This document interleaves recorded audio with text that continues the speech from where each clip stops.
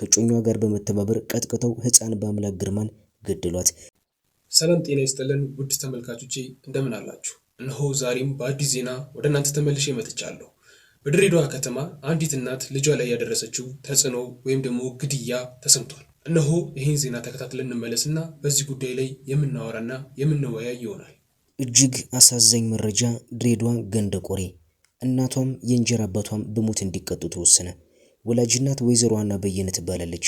የድሬዳዋ ከተማ ገንደ ቆሬ ሰፈር ነዋሪ ስትሆን ከቀድሞ ባሏ ጋር የተፋታችው እቺ ሴት ከእሷ ጋር እየኖረ ባለው ሌላ ወንድ ከአብራው የወጣችውን የገዛ ሴት ልጇ ተገዳ መደፈሯን ስታውቅ እጮኛዋን በወንጀል እንዲቀጣ ማድረግ ሲገባት የ11 ዓመት ልጇ ላይ ፈርዳ መረጃ ለማድበስበስ በማሰብ ልጇ ላይ ጫና በመፍጠር በድብደባ አካላዊ ጉዳት ከማድረስ በተጨማሪ ከ5ኛ ክፍል የትምህርት ገበታና ከጎረቤቶቿ በመነጠል ከማንም ሰው ጋር ምንም ግንኙነት እንዳታደርግ በማድረግ ለብዙ ጊዜ ቤት ተዘግቶባትና ስራ ቦታ ድረስ ከስሯ ሳትነጥላት ብትንቀሳቀስም መረጃ ለመደበቅ በቂ ሆኖ ስላላገኘችው በመጨረሻ በአብራኳ በወጣችው የገዛ ልጇ ላይ የሰራችው ተደጋጋሚ የአረመኔ ስራ ሲያንሳት እጮኛዋን ከወንጀል ለማትረፍ መረጃ ለማጥፋት ህዳር 1 ቀን 2015 ዓ.ም ከእጮኛዋ ጋር በመተባበር ቀጥቅጠው ሕፃን በአምላክ ግርማን ገደሏት።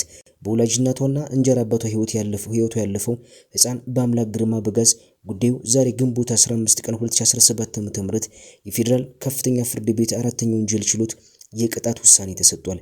ተከሳሾቹም እናታይና በየነና የእንጀራ አባቷ ብሩክ በሞት እንዲቀጡ ተወስኗል። እንግዲህ ቤተሰቦች የዛሬው ዜናችንን እንደሰማችሁት ነው።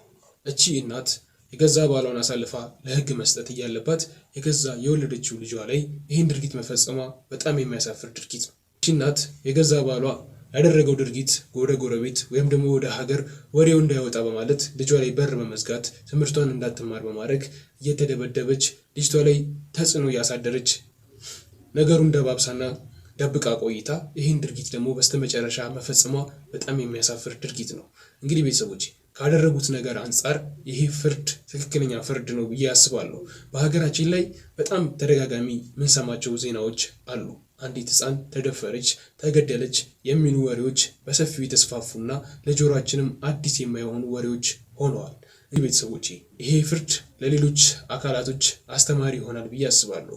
እንዲሁም ደግሞ እንደዚህ አይነት ወንጀሎችና እንደዚህ አይነት ድርጊቶች እየቀነሱ ይመጣሉ ብዬ ተስፋ አድርጋለሁ። ገቢውን ፍርድ ስለሰጡ ለእነዚህ አካላቶች አሁንም ምስጋናዬን አቀርባለሁ። የዛሬው ዜናችን ይሄን ይመስላል። በጣም አሳዛኝና አሳፋሪ ድርጊት ነው። ከአንዲት እናት የማይጠበቅ ድርጊት ነውና ይሄ ፍርድ በመሰጠቱ አሁንም በድጋሚ ደስ ብሎኛል። እንግዲህ ቤተሰቦች በቀጣይ ቪዲዮና እነዚህ በመሳሰሉ ዜናዎች እስከምንገናኝ ድረስ እኔ ልሰናበታችሁ።